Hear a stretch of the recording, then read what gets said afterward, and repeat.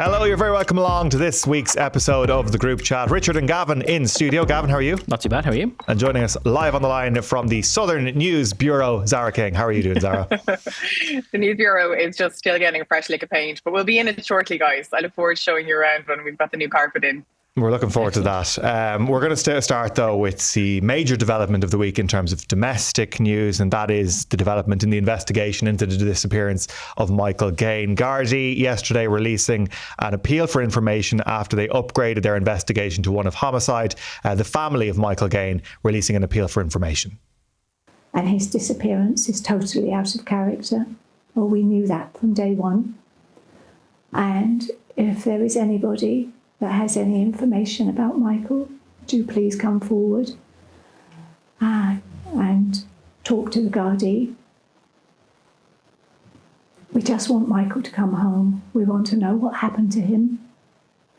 Because if we can't find Michael, I just don't know what I'm going to do.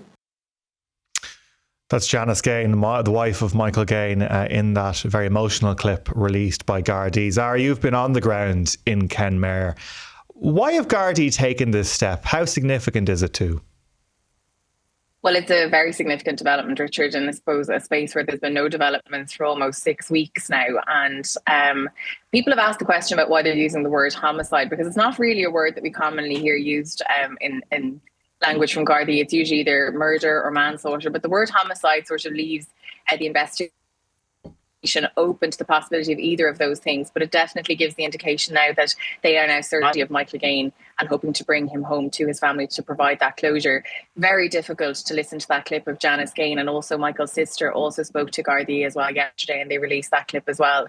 It's devastating. They have had no answers for the last couple of weeks, and now they are coming to terms with that Gardaí now saying that Michael has most likely been killed. In what way, shape or form, that still remains open to investigation.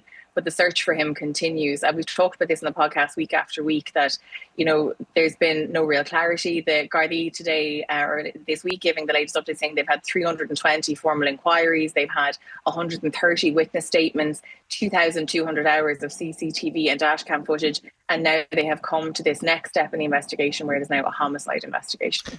What have Gardaí been saying about this, privately or on an off-the-record sort of basis? Was this something that they were always likely to do, is move the investigation in this direction? Yeah, I think it's fair to say that a lot of the locals have been suspecting that there was something, that this wasn't a case of Michael Gane walking out of his farm and not coming back. It wasn't a case that, as the weeks went by, those who were searching for him certainly didn't think that he had come to any harm in terms of, having an accidental fall or something. I think in the last couple of weeks, those things were being ruled out bit by bit. And it was becoming clearer as the weeks transpired that there is some sort of foul play at hand here. Whether that foul play is intentional or accidental, as I say, is why the word homicide is being used. But I think it's fair to say, Richard, as the weeks went by, that people locally certainly felt that someone somewhere now knows what happened to Michael Gane. I think it is interesting the fact that they have, as you say, Zara, they've kept this open in a way, saying that this is a homicide investigation rather than, purely going down one track of this being manslaughter or murder. It does leave open the possibility, as I've seen in some of the reporting today, that, somebody may have killed Michael in an accidental sense and then tried to conceal this. That leaves that as an open possibility as well.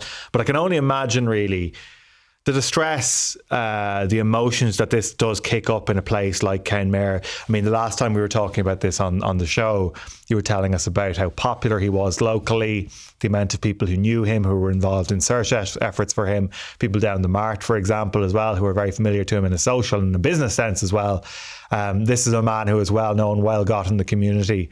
And this is, it is very distressing news. It doesn't matter about how expected it was in the end, or people had a suspicion that it was going this way. Still is going to be a distressing moment for so many people around there.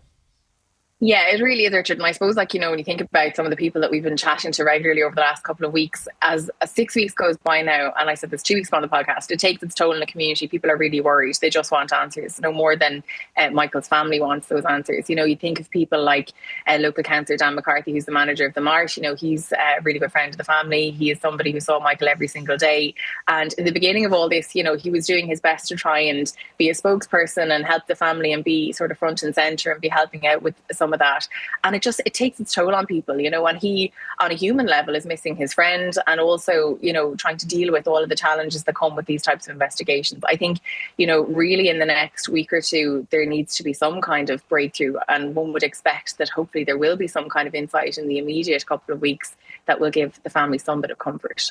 Just on the note of the toll that it's taking on people, and this is more of a comment really than a question, but I think it's really remarkable that's the first that we've heard of Janice Gain, and that was in a clip that was filmed by an Garda Síochána themselves. So instead of it being a case where you're asking somebody who is going through all sorts of different emotions, some levels of grief when they're trying to find the partner that they love that's been missing for so long, instead of asking them to do a kind of a parade, or asking them to do a series of media interviews, the Guards actually taking that in-house. Seems to me to be a fairly novel development on their part, but it is quite a sensitive way of allowing her appeals to be out there in the public arena without requiring someone to go through the gamut of sitting down with reporters they don't know in strange settings. That at least it's done that in a much more sensitive and a much more collaborative way, which I think is a sign of how the Guards are treating this right now.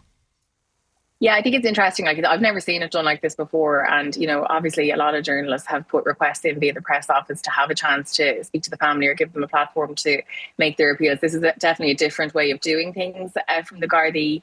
But look, you know, there's other questions that I'm sure people would have loved to have asked them. I mean, we would love to have heard more probably about who Michael is as a person. You know, I think hearing that anecdote from Michael's family and sort of, you know, filling in the picture of who he is as a person would have been nice, but it's probably not something that the family are really in the space to talk about right now. And I think you can see from the clips of the Gardaí release that, you know, they're expressing their upset, but they're also getting straight down to the point where they're reiterating their appeal. And you would hope that if somebody was involved in this, and as you mentioned, Richard, perhaps if there was some kind of accidental incident and somebody knows something and they're, you know, watching on from a distance, you would hope that seeing his family, seeing his wife, seeing his sister make that emotional appeal, that it would maybe urge them to come forward.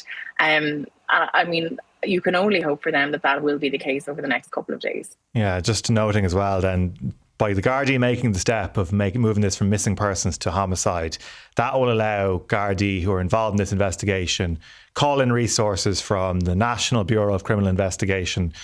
So there will be additional resources. It'll allow Gardaí who are investigating this be able to do things they were perhaps not able to do in as quick a way, at least, in a missing persons case. So we will watch this for further developments. Zara, as our Southern News correspondent, you'll be there in the mix, sort of, you know, getting the story on the ground from people in Kenmare and seeing which way this one goes. But we do hope for the Gain family that this is a step in the right direction in terms of finding truth as well as finding justice as well for Mike Gain. We move on now to the other big story domestically. We've seen a lot of reaction to this news story over the course of the week, and that is that the Belfast rap trio Kneecap is now being investigated by counter-terror police in the UK over a number of different clips, 2 clips in particular from previous concerts that they had, in which they said that the only good Tory is a dead Tory. And they also said, "I kill your local MP," and that one is what one member of the band said in that. And the other one was up Hamas and up Hezbollah. Now, to me, the most interesting and the most important thing about Kneecap and this situation, this story, the most distressing thing about this story is that for over 60 days, not one drop of water, not one ration of food, not one pack of medicine has entered the Gaza Strip. This is the longest blockade in the history of the Gaza Strip. The most outrageous thing I think about the Kneecap story, and the most controversial thing about Kneecap, is that we have in recent weeks seen the IDF kill 15 medics and recovery personnel and relief workers, bulldoze their ambulances and cars, bury them in a mass grave and imprison their one surviving colleague. I think the most shocking thing about the Kneecap story is what we've seen happen in the city of Rafah, which has now effectively been bulldozed to the ground. And much of the remaining Gaza Strip has been obliterated. The final working hospitals have been cut off from supplies, along with holy sites have been demolished, historic sites have been demolished. Schools, universities, homes are all razed to the ground. The killing of hundreds of journalists, of doctors, tens of thousands of children at this point in time. The most chilling thing I think about the Kneecap situation as well is the breaking of the cease. Since the breaking of the ceasefire by the IDF, the remaining people of Gaza have been forced into 1/3 of the size of the landmass of the Gaza Strip, which is already remember the start of all this, considered one of the densest populated places in the world, according to the Washington Post. The IDF has seized more and more territory, forcing them away from exclusion zones. And dozens of countries have now gone to the ICJ today and yesterday to protest the withdrawal of aid and the blockade of aid into Gaza, calling it a breach of international law. The Taoiseach going so far as to call it a war crime. But despite all of this, a lot of the news coverage over the last 7 to 8 days, and we can talk about the merits of the discussion, because there is reasons why this has caught on so much. Yeah. But it has to be said, Gavin, a lot of the talk has been about Kneecap, and it has come possibly at the expense of what is happening in Gaza. And Kneecap are not infallible, and there's things that they can be rightly called up on. But it's hard, given all of that and given the timing of the inquiries now into Kneecap, including for some things that they did on camera as far ago as November 2023, that this is something of an instigated pile-on because of the timing of all of this. I mean, they're being partly investigated for things that they said at a gig in November 24, other things that they said in the November 23. There were also now that there's suggestions that they're going to lose or will not get US visas because of something that they said at Coachella recently enough, because of thus the pile-on from Sharon Osbourne. I mean, they performed at Glastonbury last summer, which was televised by the BBC. I imagine they said that they expressed a lot of similar sentiments, maybe with different words, and the world kept on turning. And yet it's now at this particular point when they are raising concerns about it, at the time when the humanitarian crisis in Gaza is perhaps at its most acute of the last 19 months, is the time that they're being called out. Now, I find it's very difficult, firstly because we shouldn't be talking about Kneecap. We should be talking more about the actual realities on the ground. But here we are, and Kneecap have become a kind of a political talking point. Even Micheál Martin being asked about it, which is why he intervened on Monday, which is why we are where we are. This is the point. Actually, this is the point. Just on Micheál Martin's intervention in this. So he was asked about this on the way into cabinet. Clearly, it was your standard cabinet stakeout. It looked like this to me. Yeah, there was also a separate press conference on Monday that I was at where he was asked. It was thrown to him by a reporter. It wasn't as if he said, "I have a thing I want to get off my chest." Somebody invited him. Of course, a member of the media has to ask that question for it to get a response. This wasn't just Micheál Martin taking a shot across the bow of Kneecap. But he said that he wanted them to urgently clarify their comments, which, it's happened in a statement now.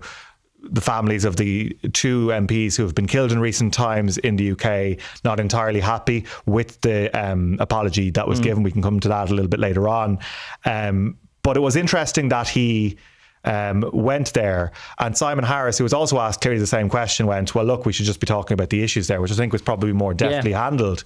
But again, it's just this is where we're at, in that there is such a huge international level of pressure now from governments here, from governments in the UK, particularly in the UK, and then all across the media in the US as well. Well, do you come to the conclusion that it's anything other than a very curiously timed pile-on, and that people are now instigating investigations into this footage which I presume has been circulating for the guts of 18 months? I mean, the performance from November 2023. I actually wanted to ask. Go for it. Why is this now? So this is obviously the Coachella thing happens. There's outrage. There's people like Sharon Osbourne who's like chiming in on it, and we've got all the Coachella stuff, and then it comes after that. So it's like, are we suggesting that people are digging into sort of their past, and what's happening here, do we think?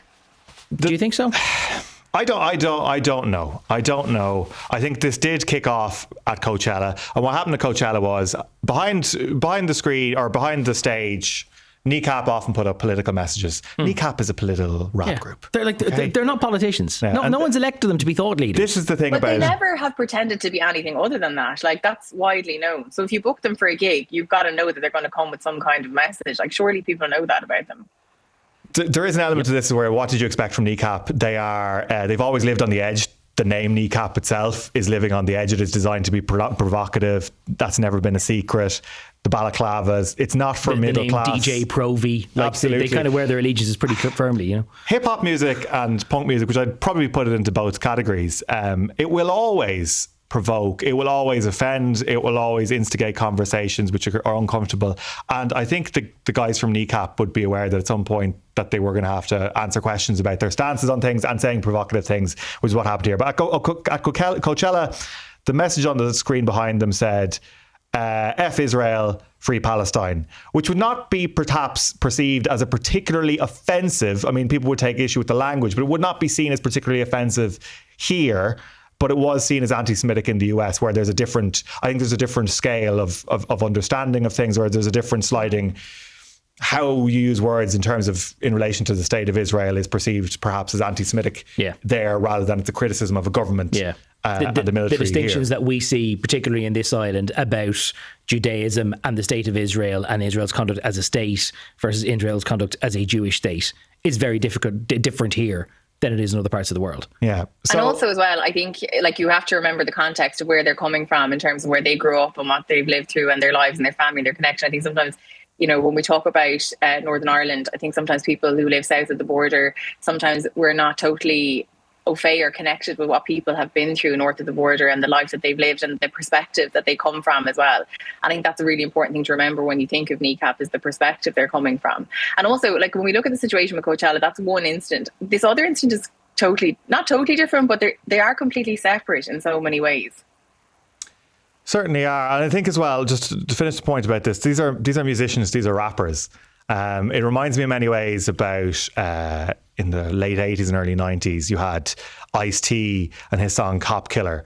You had NWA with F the Police saying things like, when I finish, there's going to be a bloodbath of cops in LA, and the huge protests that then stemmed from that sort of language being used in rap music. Now, if you look at NWA, Dr. Dre is a billionaire. He's wheeled out at every corporation in the country. Ice Cube does kids movies. Ice-T has been the longest portrayal of anybody in the TV show, and he's in, That's right, in SVU. Yeah. All these guys are very mainstream now, despite the fact that, you know, they voiced opinions which were objectionable to certain people in the United States. You are going to get this with music. Now, to talk about what they said and why it has provoked this counter-terror approach in the UK, Hamas and Hezbollah in the UK are prescribed organisations, and voicing support for them, whether that is through emblem, i.e. using Hezbollah flag, or saying up Hamas and Hezbollah, can be deemed a crime by UK police. That is why they say that it merits further investigation.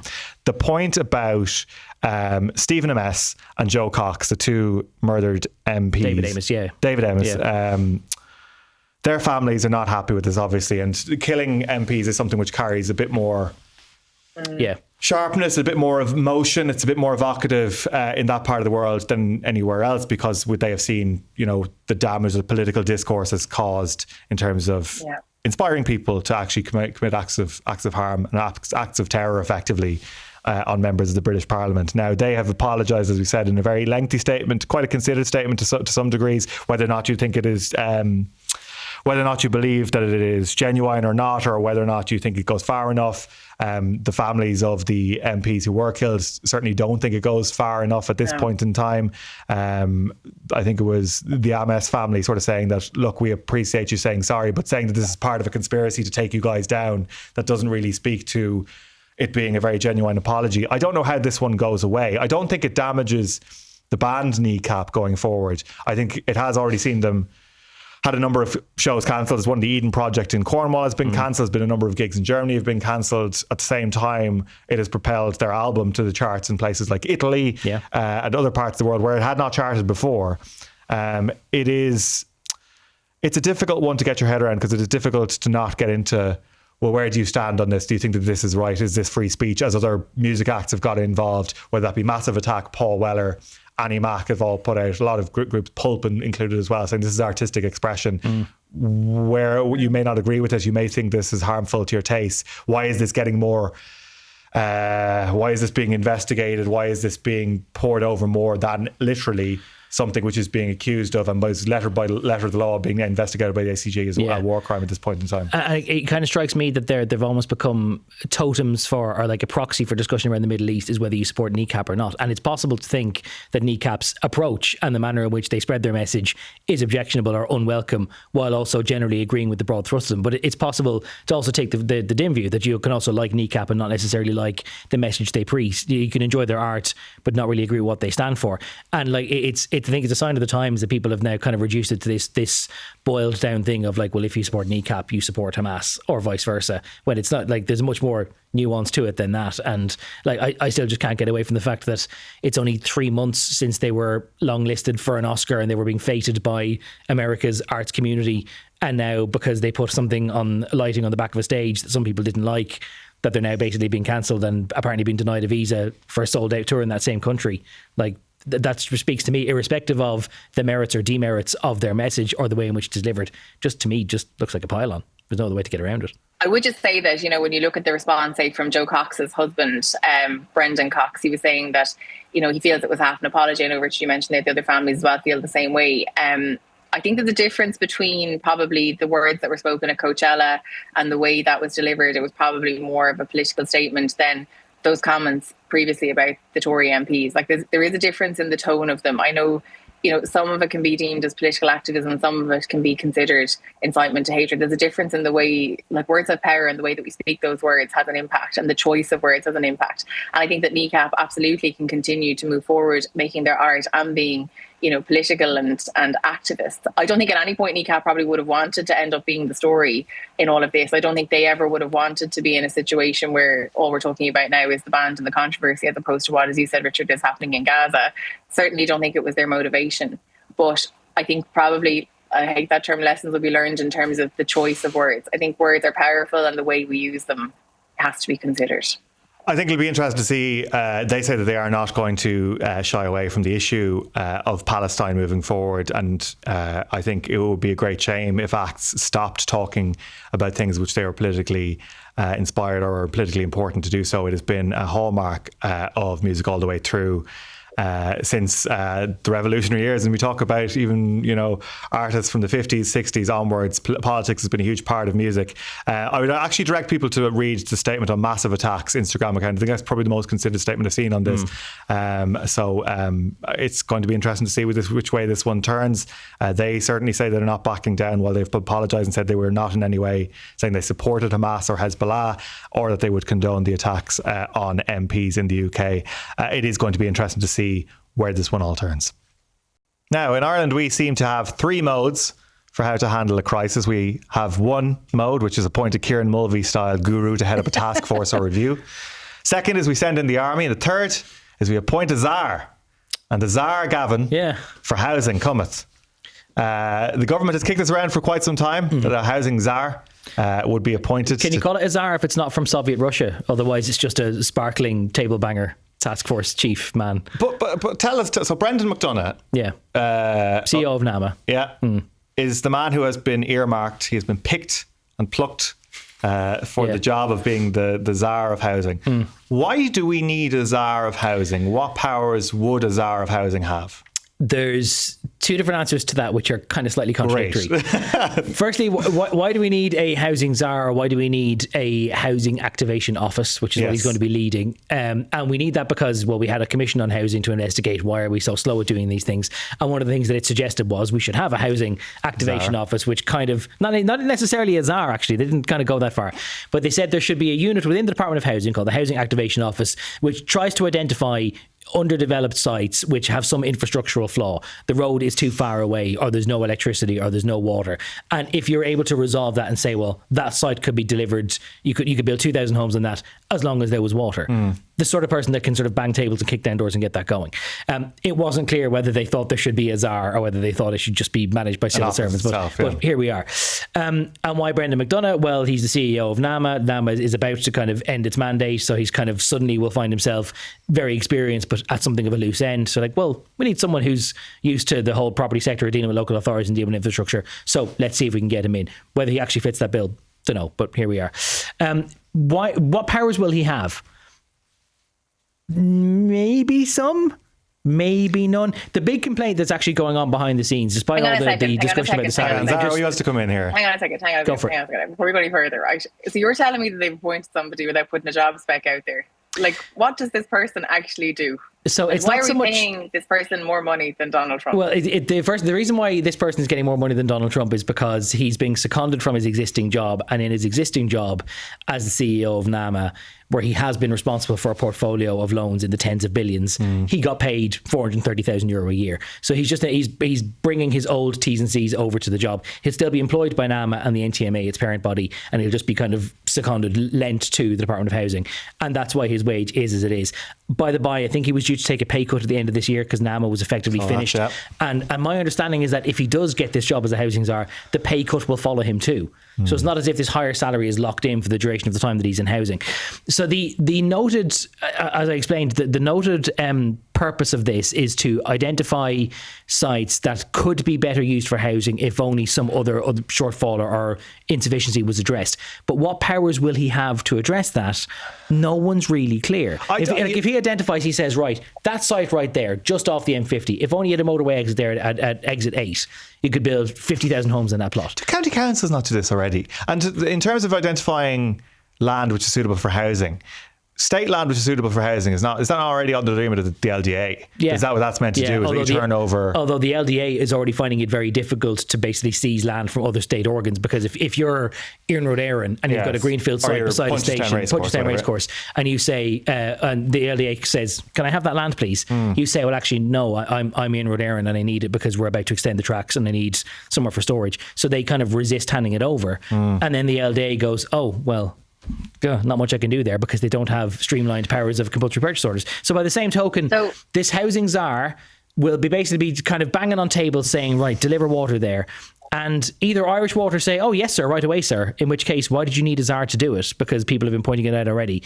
And if they don't do that because they say, "Well, actually no, we have shortcomings, we can't do that either," then what does this housing czar do? Because they have no executive power and no legal authority to force people into doing things they weren't already doing. So it is a figurehead. And if it works, great. But there's no actual evidence that it's going to be given any real power other than to just bang on tables a bit. But how come the housing minister couldn't do this? That's my question, yeah. The SecGen of the Department of Housing. Like, why couldn't they do this? One question sent to me today was, what is the target that the czar will have? The salary is exorbitant. That's the €430,000 a year salary. Presumably, you'd want to be getting some amount of bang for that much buck, which is a good question. Yeah. We'll come to that one in a second. And then the second question we had was 1 senior minister, 2 juniors, assistants, secretaries, advisors, civil servants, agencies. Why do we need another Quango in terms of the Housing Activation Office? Like, the point there about targets is a very fair one. We have so many targets with relation to housing in terms of commencements, in terms of sites turned over, etc., overall delivery. We've so many targets. What is the one that is going to be set for the housing czar and the Housing Activation Office? And the government must know they're in big trouble over this already, because Fine Gael have already basically said that they aren't 100% on board with this. They don't think that the name of this guy should have been floated around before it was appointed or considered by cabinet. They also say the salary should come down. Like, they know how much of a target this draws in the back. Which in a way might make you wonder whether ultimately Brendan McDonagh is going to get the job at all, because he doesn't walk into something which is already a political firestorm where he's going to have the public on his back before he even gets his feet under the table. So, like, does he even have the appetite to take this on if he's walking in with that much level of public ire? The Fianna Fáil side have been saying, I just don't know about the idea of having, like, I just even think optically, like, for the government, I'm not even sure if, like, having somebody who was so heavily involved in NAMA and that particular period in time and the impact that time period had in our housing crisis now, that, like, building basically stopped in the country in many ways for so many years, and that's why we don't have enough houses now in a lot of ways. Like, to have somebody connected to that era and now being part of the solution for the future, I just don't even know if, like, that would land well with public. What do you think? That's a complaint that I've heard from some opposition parties, actually, who are making the argument that although Brendan McDonagh didn't necessarily set policy, that because NAMA just had this very narrow duty of selling off all of its loans for the best value that it could, that every time it sold a property block, it basically risked putting all the people that were already in that block into homelessness, because their tenancies might have ended and it might have been emptied out. And so NAMA might inadvertently have kind of exacerbated the rental crisis by allowing tenants to be kicked out, new tenants brought in at double the rate, and kind of instigating this kind of race to the top where no one can afford rent anymore. You might argue that it wasn't his policy, that was the government's policy that he merely enacted. But yeah, like, he does kind of carry some baggage from that time, because he's been there for 16 years where NAMA has had a key role in kind of turning property into an asset rather than it being a kind of a social good that way. There was another question that I've kind of forgotten about now. The point I was going to make was that Fianna Fáil, the question was about, why can't the minister do that?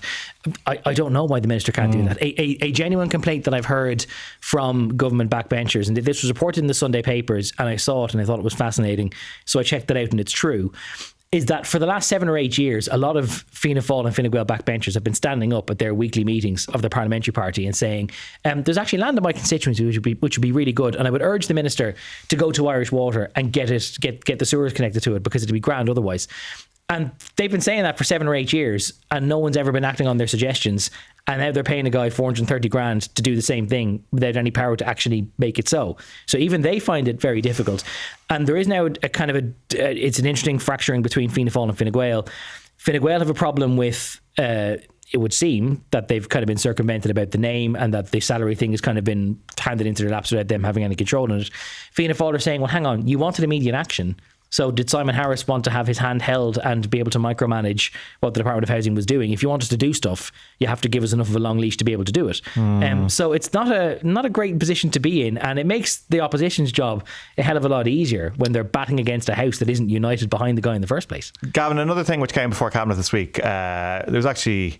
it was a tightening, I think, of the process around by which people, if they have applied for asylum here and it was rejected, tightening of the process around appeals. Could you tell us about what that actually was in action? So there's a perception that the biggest delay or the biggest bottleneck in processing asylum claims is that although the majority of claims are rejected at first instance, that the appeals process is almost universally taken up by all of those people who lose the first time around, and that it takes too long because by default, everyone who appeals is entitled to an oral hearing. And the government's view is that effectively that really isn't justified. Yes, there are some cases in which an oral hearing is warranted because someone has language difficulties or it might be harder for them to be able to properly explain their circumstances, and you have to deal with that with sensitivity. But in cases where that isn't necessary, you shouldn't have an oral hearing. It should just be a review of the paperwork and you make your call.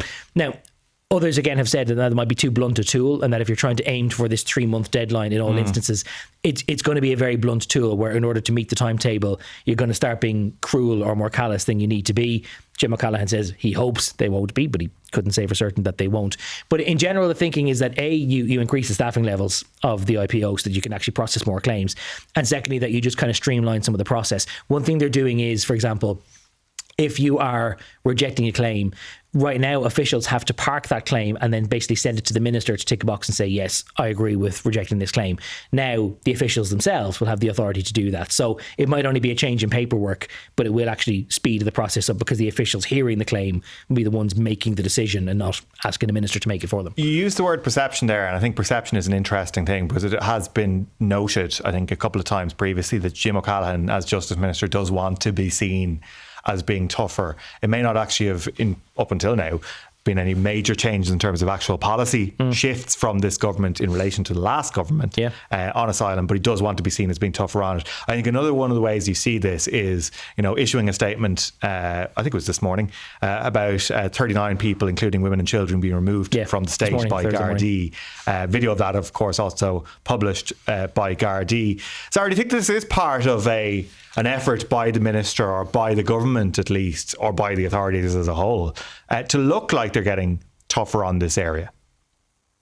Definitely. And I think as well, like the visibility of it, I mean, we spoke about it in our own group chat this morning. Like, I was quite surprised to see some of the images that were published on the Garda Instagram account this morning. I actually thought when I scrolled past it that it was the White House account, because, the White House has been publishing all these deportation pictures. And I was just scrolling past it and I looked back up and I said, what? It's the Garda account. So there's definitely seems to be some kind of an effort to put a lot of visibility there on what they're doing. Now, look, there are a lot of people who will say, what are they doing? We can't see it. I understand that they're obviously eager to show people the work that's going on in the background, but I'm just not totally sure if the imagery and the way it was posted on social media this morning, it's very akin to what we're seeing coming out of the White House. And I'm not sure if that's in great taste, to be honest. Yeah, it's an interesting point Especially of view. when there's children involved in this particular, deportation. Yeah, that is worth noting. I mean, I think in terms of the imagery, if people haven't seen it, there is, people being led up the steps, the gangplank effectively up towards a plane.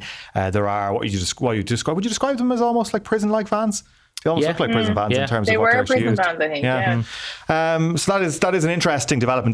They have done that before. I have seen them do that previously with deportations to Georgia. A video, I think it was a couple of months ago. And then this is the second deportation flight under this tender. It's the second one that happens to be going to Georgia. They're promising to do roughly one per month, but they're not like pre-stating in advance where they're going to be deporting people to, because it would give people an incentive to flee the state, basically, were they not to do that. It's two other things worth saying. Firstly, that you can only deport people back to another state if that state is willing to take them, and actually always create something of a limit in how many people you can deport, because you can't just stick them on a bus over the border and drive them to Newry and dump them and then say, right, you're another jurisdiction's problem now. There has to be a bit more, nuance to it than that.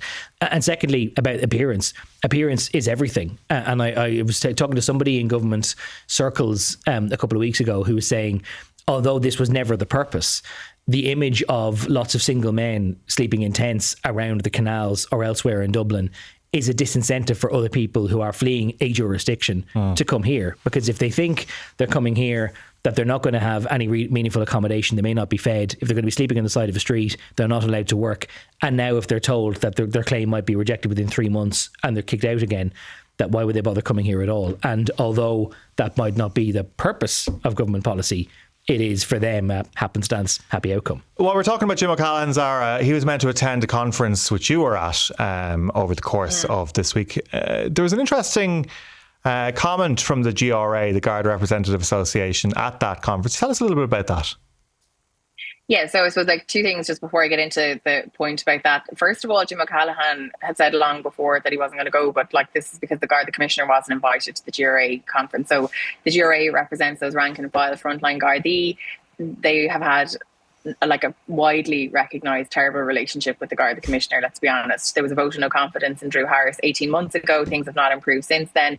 And, speaking to the head of that organisation, the head of the GRA, they're saying that Drew Harris is wrapping up. He's finishing up on the job. I think it's the 1st of September is his last day. And they're now more or less saying time has run out to mend fences unless Drew Harris makes massive changes that they've been calling for between now and the last 3 or 4 months, that the relationship really is not going to be fixed. So on foot of that, in the same way that Helen McEntee didn't attend last year because the Commissioner wasn't invited, the Justice Minister now, this time around, Jim O'Callaghan said he wasn't going to go to the conference, which in some ways is counterproductive in a sense that I was saying to the GRA, then you're sort of just talking to each other, you're only speaking, there's a lot of things that get done at conference. Sorry, it's not just a case of speaking to ministers and commissioners, but that isn't it a pity really that if they had just invited the Commissioner that they could have had a conversation, but I think they discussed at their own level and they felt that they didn't want him there, so therefore Jim O'Callaghan wasn't there. But one of the things that came up, there were a lot of different issues, including actually housing in relation to young guards not being able to get places to live, not being able to afford to rent or buy homes. We heard anecdotes about young guards sleeping in their cars in between shifts because they can't afford diesel basically to drive back to where they're living because they're having such long commutes getting to work, which is really shocking because, a lot of young guards are being stationed in urban centres where there is a housing shortage and they can't actually get somewhere to live. So one of the things that came up as well was this idea of there being a shortage of Garda collision forensic investigators. So these are the people that will arrive out to the scene of a fatal car crash and they will examine the scene. And that's vital evidence in terms of establishing the cause of the crash and how that investigation proceeds on. So we learned this week, and I was quite surprised to hear this, that there's roughly needed about just over 20 Garda forensic collision investigators in the country, and we have 11. So we're 50% down on the number of people that we need to do this job.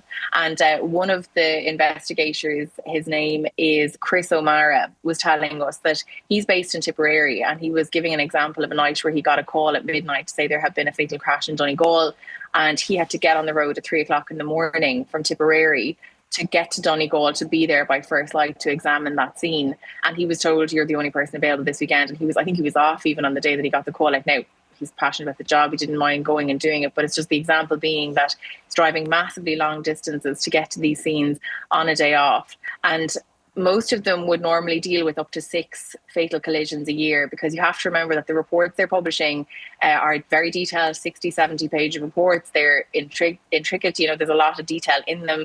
And now most of them are working on between 17 and 18 reports a year instead of 6. So you're talking massive reports, more than 1, sometimes 2 a month. And there's just not enough of them there. The unit is completely understaffed. And in a time when we're seeing, sadly, road deaths rising, these are vital members of that process, and we certainly need them. Donald Trump's second presidency has made it past the mythical, media-created 100-day mark, Gavin. He's passed the artificial threshold of being there for a triple figure number of days, and he's still only less than 10% of the way through his mandate, which is kind of remarkable, because we had it in our heads originally, establishment thinking that he can only do 18 months worth of work and then the midterms happen and then he's a lame duck. But even now he's entertaining not being a lame duck and possibly finding some other means to go again. But you can't argue that the guy, whatever about his means and his methods, that he doesn't not get things done. The man is achieving a lot in a very small time. Zara, what has been, it's hard to pick out a couple of different things in terms of the most impactful, the most shocking, the most unprecedented thing to have happened in this the second Donald Trump first 100 days moment.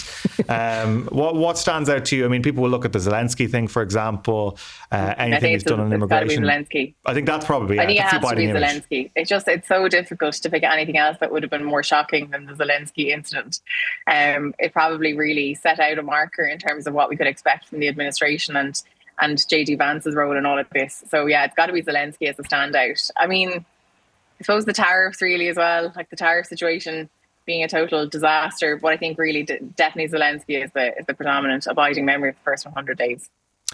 If you were to take it, yeah, I think so. For me, it is Liberation Day, as it's become known. That was Tariff Day. But the Zelensky thing, I think, is in a geopolitical sense, is that moment.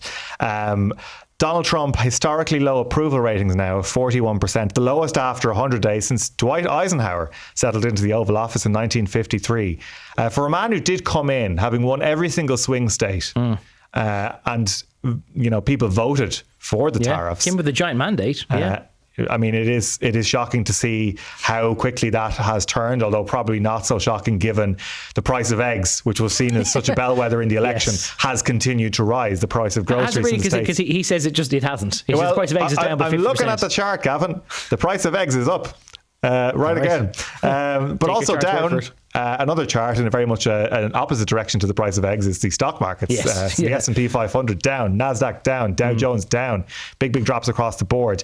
At what point, Zara, do you think things start to fall off? Wheels start to fall off for Donald Trump, that the economic pressure and stuff not being on the shelves because it's not coming in from China and people, feeling worse off in their well-being, does things start to fall off in a political sense for Donald Trump? I think it's already happening on some level. Like, I mean, we're already seeing some of the people who voted for Donald Trump sort of coming out and saying, oh, I didn't realize this is going to happen to me. So I think on some level, we're already seeing it happening. It's there. I mean, I think it's going to only intensify over the next couple of months. What do you make of it? I don't know. I think Donald Trump has always been blessed in terms of some of his supporters with people who, no matter what the evidence or whatever detriment it actually brings about to them, they will support him to the hilt. And I feel like that is something that represents a core Donald Trump voter support, not necessarily all Republicans or all middle ground voters, but he will always have that cohort to whatever extent he will damage America's reputation abroad through certain actions, or whatever way he will damage the economy, as we've seen so far with the tariffs thing. Whether or not that turns out to be a massive economic success down the line, they will say he is the right man for the job and he best represents their interests. Won't disagree with any of that, but I think that maybe the most pivotal day of the whole lot was the one where the markets basically called him out and he backed down, because I mean, it's a little bit of an illustration that he cannot move the tides in his own favour, in his own image, and that there's some things that he just is unable to repel. All the domestic political systems might be now built to try and facilitate him, but that there's some things that he just can't fight against. The one thing I think is most striking about the 100 days is that it's really going to be a template for a lot of other like-minded or would-be politicians around the world to follow suit in. Like, I've always been a little amazed at how slow sometimes new governments are to get stuff out of the box. And Donald Trump has now proven that even if you're not supposed to have powers, and even if you're supposed to go to Congress or parliaments and get laws passed, that if a new president comes in or a new leader of any sort with a massive public mandate and backing, that they'll now just circumvent proper procedure in pursuit of getting stuff done. And I think that's probably going to become the new norm, particularly for populist leaders around the world. And we need to get ourselves ready for the tumult that's going to cause, because we can't sit around the next time there's an election waiting for 4 or 5 months for a new government, because others will not wait for us. I think the interesting point as well, and this is something when we talk about everything that has been done and everything that has changed in Donald Trump's first 100 days, 141 executive orders in 100 days is an unprecedented amount. How many of those are going to be held up in the courts and actually may not actually materialise into things? Because to some of his supporters, these are things which have already happened. It's been done. It's a box ticked. This is a success for Donald Trump. Some of his keystone policies are executive orders which may be held up. Yeah. So maybe these won't be achievements for him, or as he would hold them up down the line. Zara, in our pre-show meetings, you'd said that we hadn't done our usual pop culture corner for a while. Is there anything that stands out to you currently? Yes, I want everyone to go onto Spotify and listen to Paul Mescal's sister, Nell Mescal's new song. It's called Pin. It's amazing. She's so brilliant, so talented. She's so young, and the lyrics are like unbelievably moving, and she's just class. And she is going to be the more famous Mescal. That's my prediction for this year. Ooh. Huge call. Other streaming services are available. Gavin, what is your pop culture pick for the moment? I have been watching Your Friends and Neighbours, which is the new Apple TV series that stars John Hamm. It is, I think it falls down some of the Apple TV holes in that it's so dense that those episodes are like an hour long mostly, and you don't really feel like you can turn away for about 20 seconds without missing some crucial point. If that's the sort of TV you like, it's great. If that's the sort of TV you find exhausting, it can feel like a bit of a slog, but well worth the watch, and very well put together, like all the Apple things, and nice chew and gum watch even if you're not totally invested in it. There you go. I've been watching Pope stuff is what I've been watching. Both real Pope stuff and fake and fictional Pope stuff. You're watching the film again, haven't you? So I've seen Conclave for a second time. Yeah. I'm going to watch The Two Popes, which is a great film. Recommend that one as well. That's a good I'll be one, boning up on actual Pope stuff and actual Vatican stuff. And hopefully I won't cross-contaminate the two of them. Yeah. So because you'll be there, because when we talk again this time next week, you'll be there, Conclave underway, presumably, well, you never know, it might be finished at that stage. It could well be, yeah. It could be very quick. So that's the way it's gone historically. So let's wait and see. But I'll be talking to you then. Zara from our Cork studio and bureau, thank you very much indeed for joining us. Gavin here in studio, thank you. And thank you, the listener and the viewer. We'll see you again next week. Bye for now.